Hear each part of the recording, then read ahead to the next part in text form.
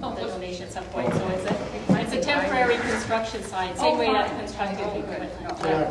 No, it's not. We have to have a picture of the sign being there as part of the process. As long as it's temporary.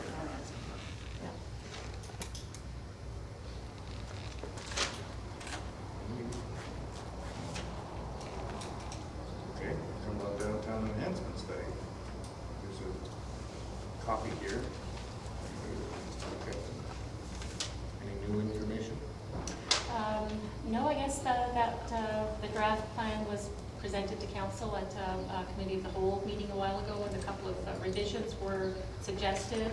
The copy that I have still says draft on it, so I assume we're going to be getting the finalized version of that.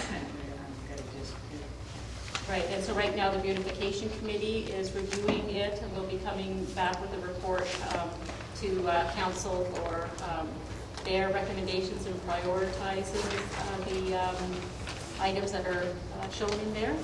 And then staff will be doing the same thing and making some recommendations as to financing and which things we could possibly do now with some of the funds that we have and what might be in capital or operating budgets in future years.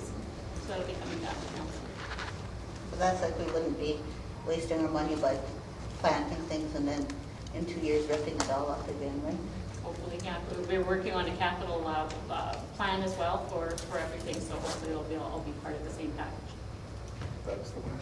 I'm not in favor of trees in the middle of the road for various reasons. I just thought it's well, no, for You're not alone. snow plowing, and then they get entangled in the overhead lines. We already had them once in the past, and they were a problem.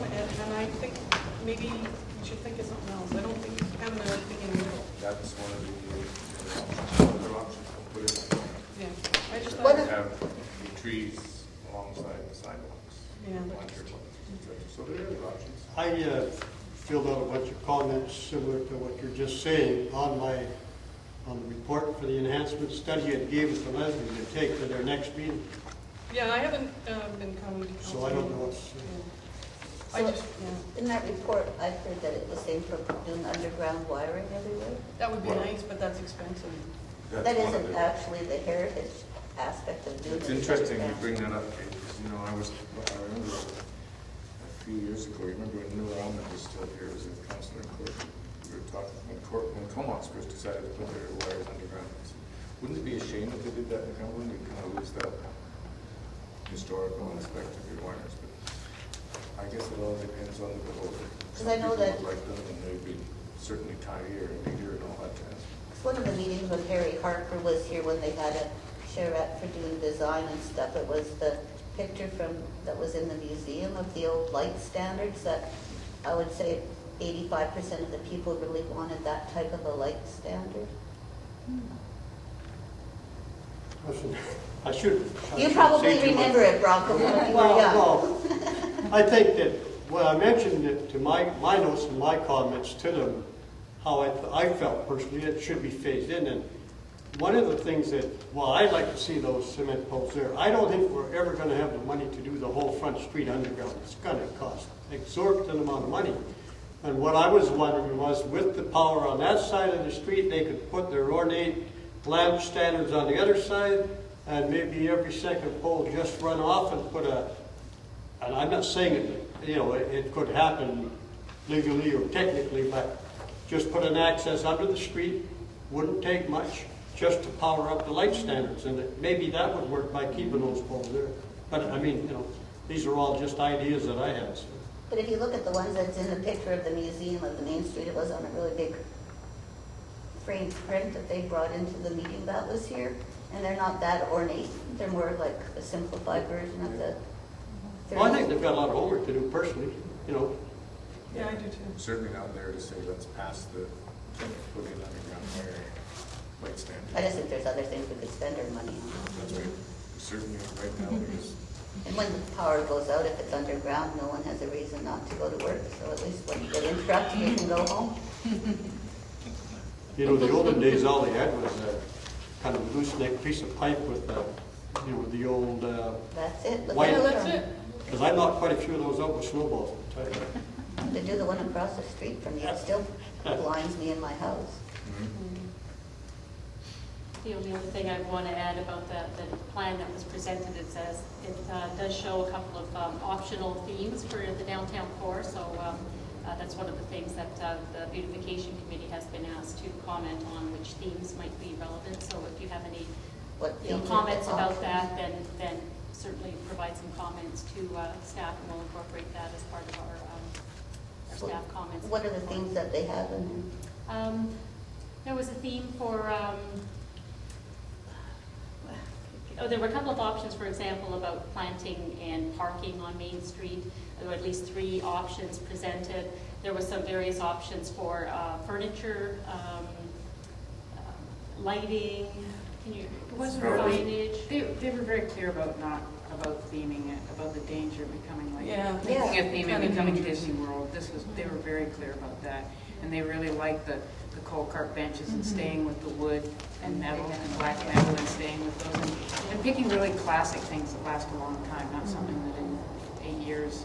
A lot of the concrete type planters unfortunately get really dated really fast and don't last to that. So that's really what they meant was about theming. They were looking at individual kind of furniture and street furniture rather than saying let's look like Village by the Sea. That's like getting rid of the benches that are in the Not necessarily. common square that don't fit. Might get reused somewhere else. Yeah. There may be a way to do that to slowly start to They incorporate. did think we should stay with the wood and black iron. But Those ones that are in there, they just all of a sudden showed up and they don't waste fit. baskets or planters or whatever we're using, so, and that makes sense, I think. Yeah, you have to be careful about the parking too, because people do live in homes and apartments in the downtown core. Check out, they had quite a few different options about angled parking on one side and bulbing out and trees in the bulbs and not. And the part with the trees in the middle, I believe, was towards Village Park, only one block or so considered down by Village Park where it might, or, yeah, Village Park. I Certainly think not if you in haven't statewide. seen it, it's worth looking at, put some Yeah. comments on it. With that feedback. Now, how's the response been? I asked this once before. The business community, they seem to be. Everyone in the business community has said to me, and some of the representatives of the CIA, that they're excited about it. They too have some individual ideas about the details, but the idea of cleaning up downtown, the idea of capturing the 2 alleys on either side of Dunsmuir and making it a whole shopping, walking experience. Perhaps some businesses in the alleys too, and I think that's great. So they're on board.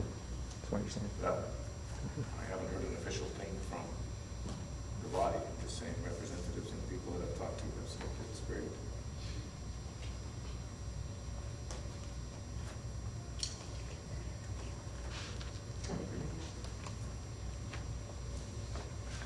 Okay, water metering, the only update is that we're still waiting for confirmation of a grant.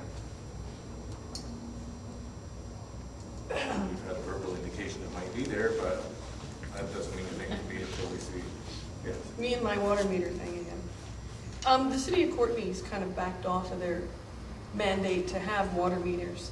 And I'm just kind of curious, whose mandate is it whose mandate is it to put water meters in? Well, I think that the city of Courtney hasn't really backed off. The city of Courtney said they're going to have a public meeting. The water metering for Comox Valley water supply was original district vote, but it was the Comox Valley committee with their water committee, which was Comox, Courtney, and some of area A and B. I have no indication that they've backed off their commitment to have water meters yet. Whose mandate is it? Yeah. It's clearly a community mandate. However, as we've stated, we've had every indication very soundly that we will not get water licenses renewed anywhere in Canada without demonstrating water use reduction, including the use of water meters. So then if we don't do it, it's going to interfere with getting our license for the reservoir. So that's why we're doing it. Well, partly, I think, because it's the right thing to do too. I have to believe in it. I know people have said, well, there's lots of water in Canada, we could just drill for more or whatever. But Well, my thing is, We've he's learned to gonna, take a different approach, to whether it's oil, that, we can take the George Bush approach. and just it go flows over the oil. dam for, 8 to 10 months of the year, and then we only run into trouble in the summer. So, that's why I have a We problem need with to it. capture some of that overflow, don't we? into some Yeah, well, if reservoirs. we hadn't ripped down, but we can't go. But anyway, We didn't have a choice about that. That was a government order. part of it in the, I think it was the engineer's report, though, it says that by doing water and metering, it'll give another something like 1,500 houses in Cumberland so that the developers can develop more, right? If there's a line in there, maybe it's not that much, but there was a whole lot where he talks about when water metering goes in, then it gives us the benefit of being able to have more dwellings here. More dwellings, yeah. So it's actually providing more water for developers at the cost of the local citizens. Not really, what gets forgotten about lots of times when we're talking about the water, the dams, is the fire protection. We need the water. I mean, if there was a major fire tomorrow, and we don't have that reserve, we could be in deep trouble. And it isn't just the water, right? You've got to have the pressure. There's so much needed for that. We had a meeting last week. The engineers were there, and I queried the same thing about the, meters, why, this and that.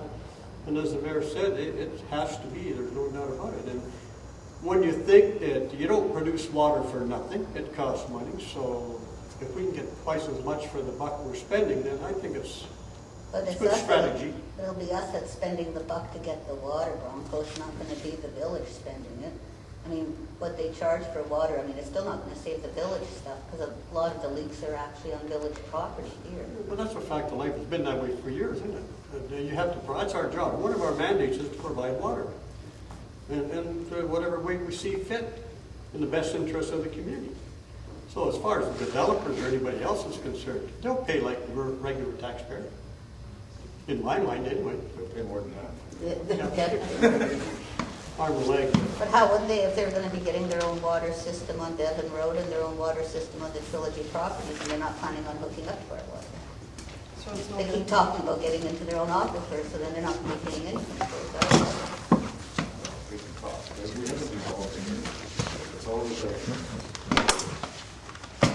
All kinds of ideas floating out there, but the end of the day, the results will come from our engineers, what they approve, and what council will approve based on their advice.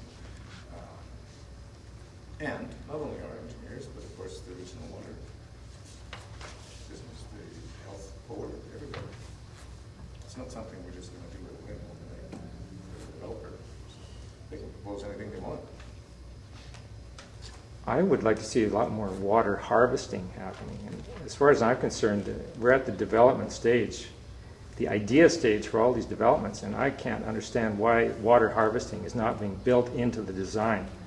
I first keyed into that when we approved Slag Lumber, 150,000 square foot building, flat roofed.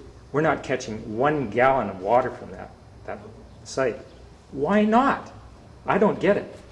Well, some of it has to go back to recharge the land instead of being used somewhere else. Yeah, Oh, yeah, but there could be a lot of storage right there on site. That would be a good fire prevention measure. They could use it for their landscaping and so on. But boom, we just pass it right on through as if it's not even an issue. I don't get it. And well, that did not happen. Nothing's been passed through, so it's not an issue. Those studies have been done. Our planning department worked with our engineers and talked about what you can capture.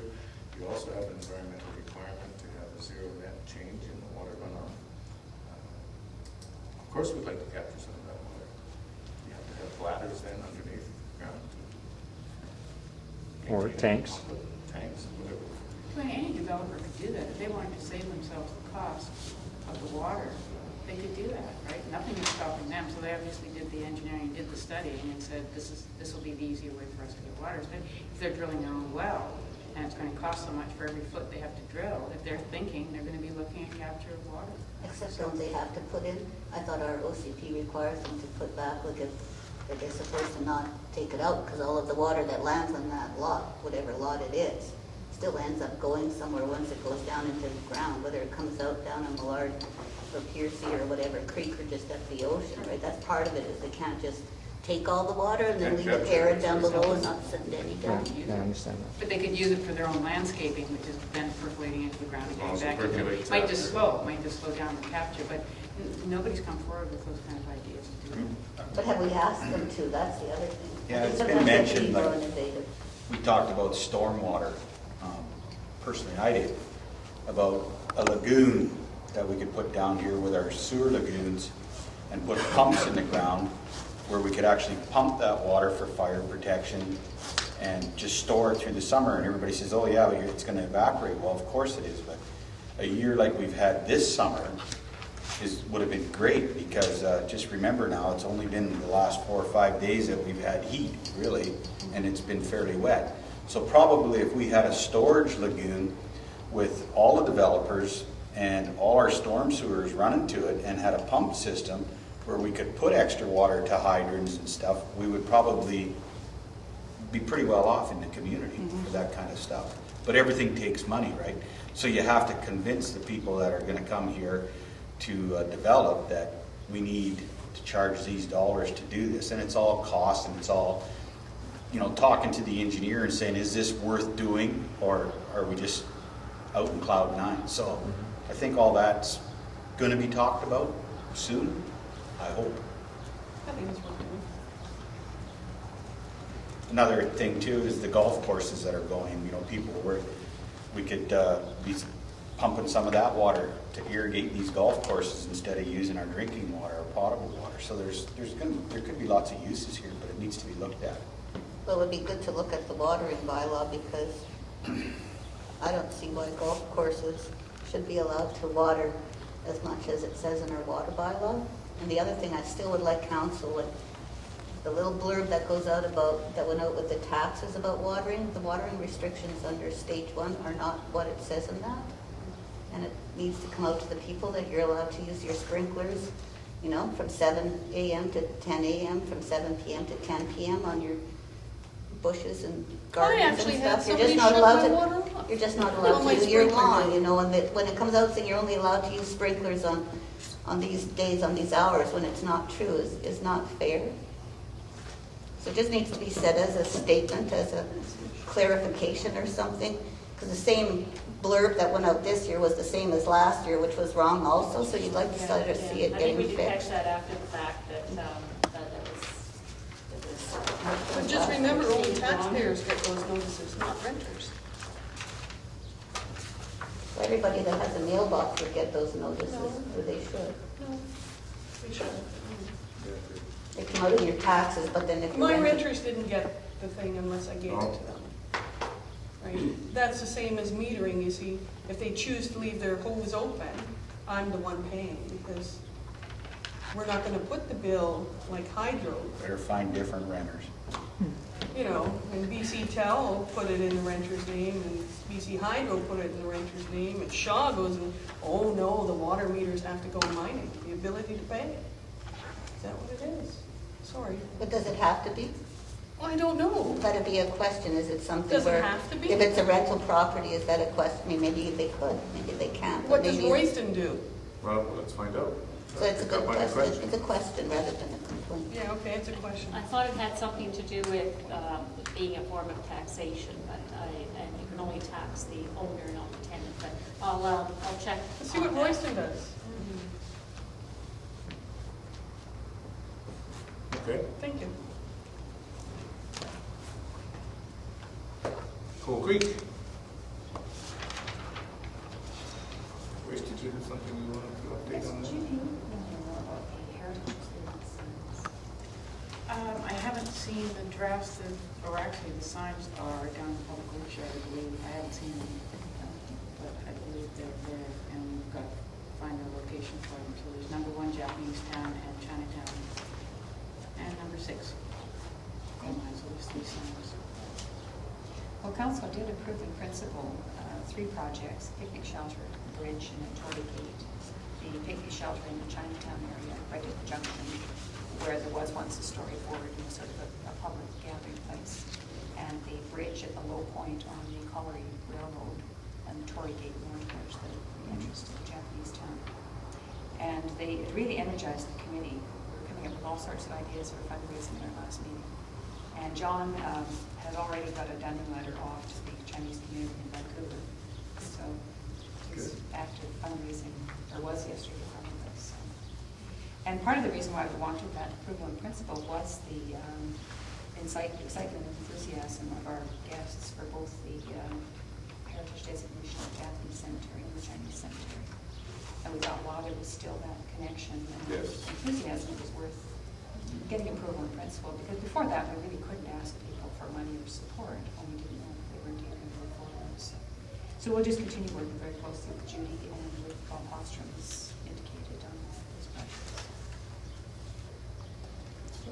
Could I had an incident on the trail down between Chinatown and Japanese Town. I was just walking the trail, taking pictures, and a motorcyclist came bombing down, and right at the spot where we're putting the bridge, hopefully, he crashed through the water there. And I'm glad I wasn't standing on the trail, because I don't know how he could have seen me.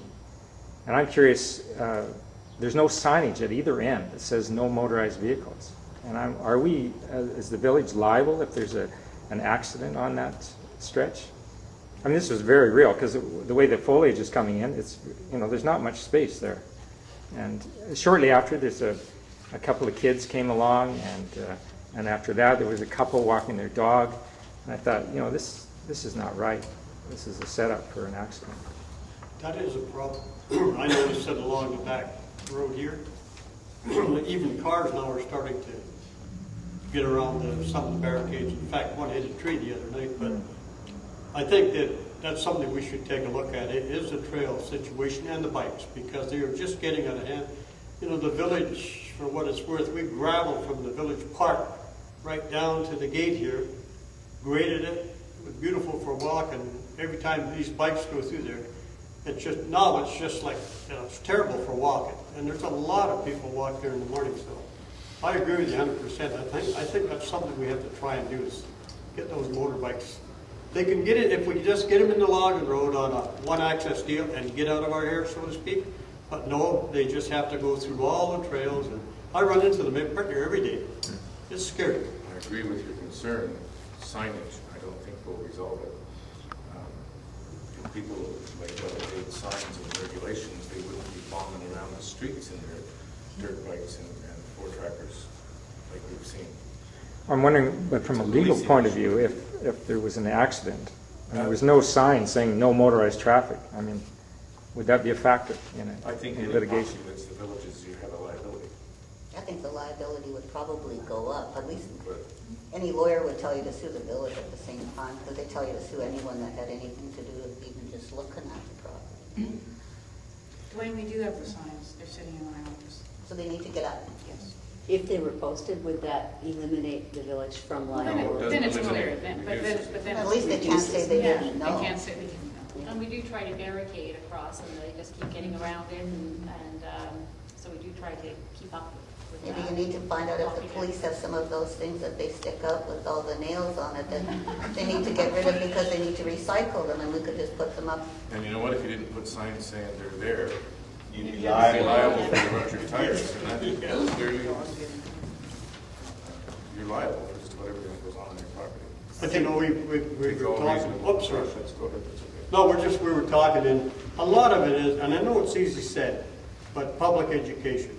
You know, I'm at fault a little bit too, because I mean, maybe sitting watching a baseball game or something at night, and after school, about 4:30, 5 o'clock, zip, zip, zip, you can hear all the four tracks, you know, down the main road. That's the worst part. But then they're over the hump and in the bush. I actually should be phoning the cops and saying, hey, get up here about 4:30, 5 o'clock every day, and you'll pick up a few of these little kids. Is this signage waiting the bylaw, part of the bylaw, or is that just a matter of time don't. to get in or put out? No, it's just.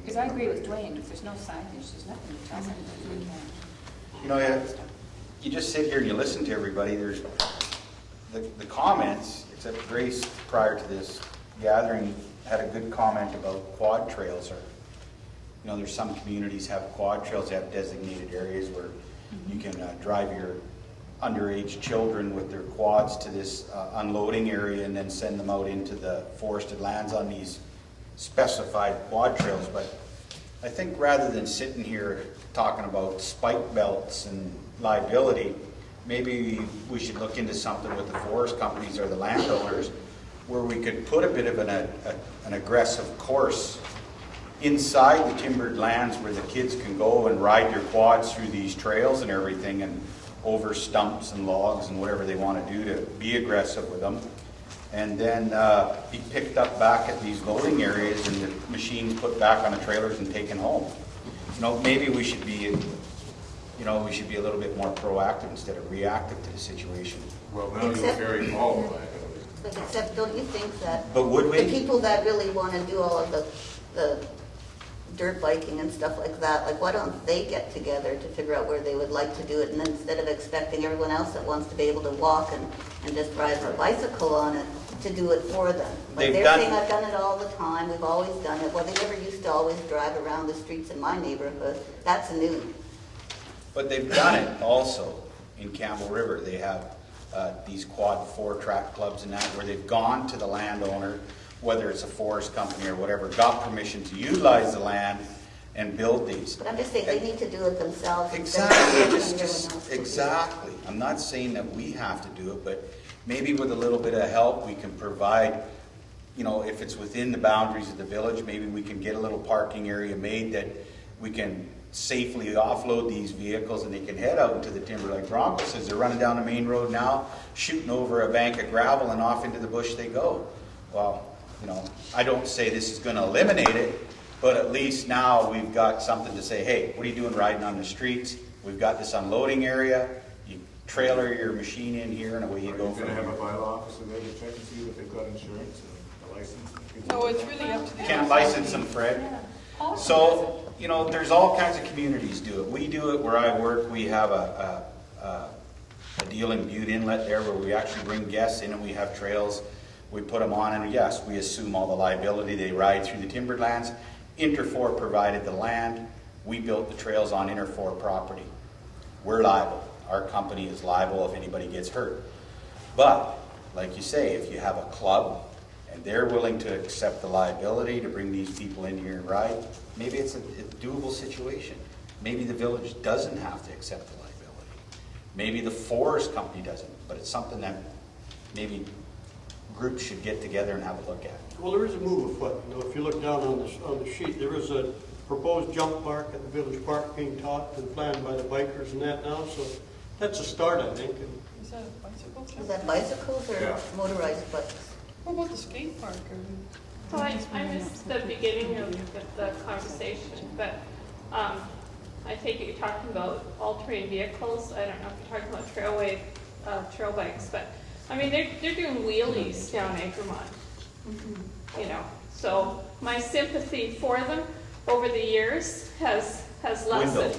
If the kids go down quietly, I'm never going to complain about them. But I mean they're going down at 2 in the morning. Well, that's not What kids. are they That's doing? somebody that's liquored up, probably riding a bike, going for a That's jog. kids liquored up riding a bike.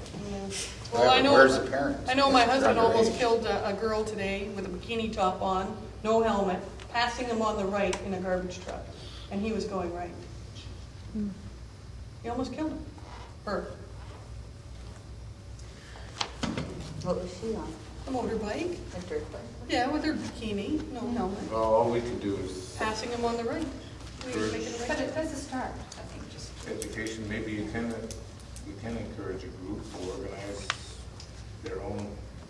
They're not going to go away. No. I'm not suggesting they are, but you do have to be careful that anything you organize or condone, you accept liability for. I mean, I guess it depends where our priorities in this village are. You know, we've got a lot of other things we have to look at, you know. I don't think we were asking the village to do it. Somebody just brought up the ideas, you know, who do we go to and what direction do we go to make this happen? It's like the mayor said, you know, it's not our mandate to make it happen, but, you know, maybe we can give some assistance or guidance to say, this is maybe what this group can do, and maybe help walk through the landowners and introduce them to the right people to make it happen. I mean, also down at Egremont, we're getting some of the workers that are working in the new area.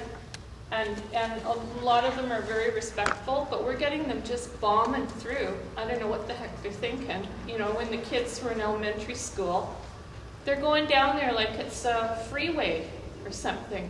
And so, you know, road safety is important. I mean, my youngest is still 12, and we used to have a very quiet street. So it's not just trail bikes and other things. It's kids coming out of paths, not stopping. Like near Egremont, there's a path that comes out.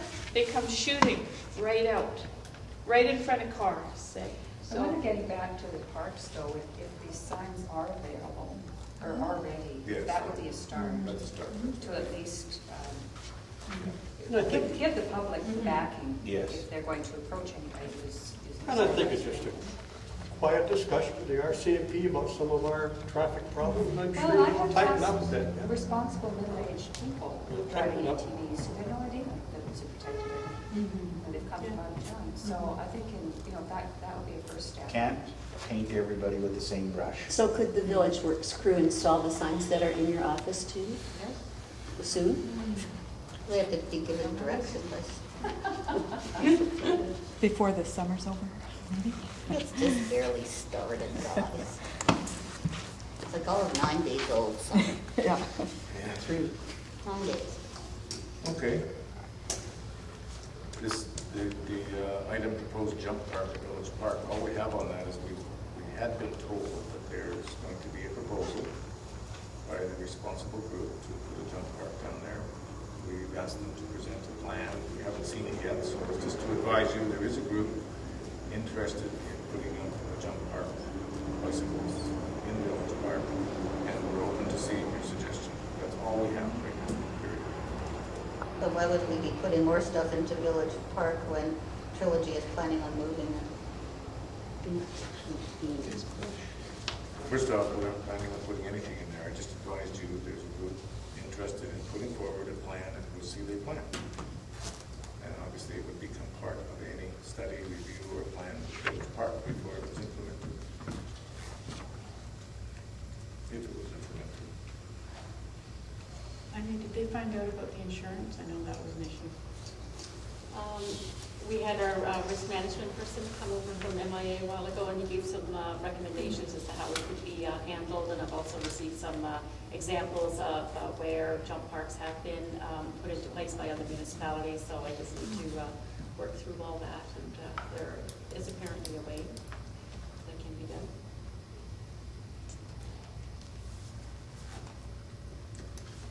The item before was just Judy's. Oh, the draft, yeah, here I've got it underlined and highlighted when I walked by. The draft master parks and greenway plan. There's nothing really any different. It's sitting up there. It's been, council's had it, seen it. It's been to several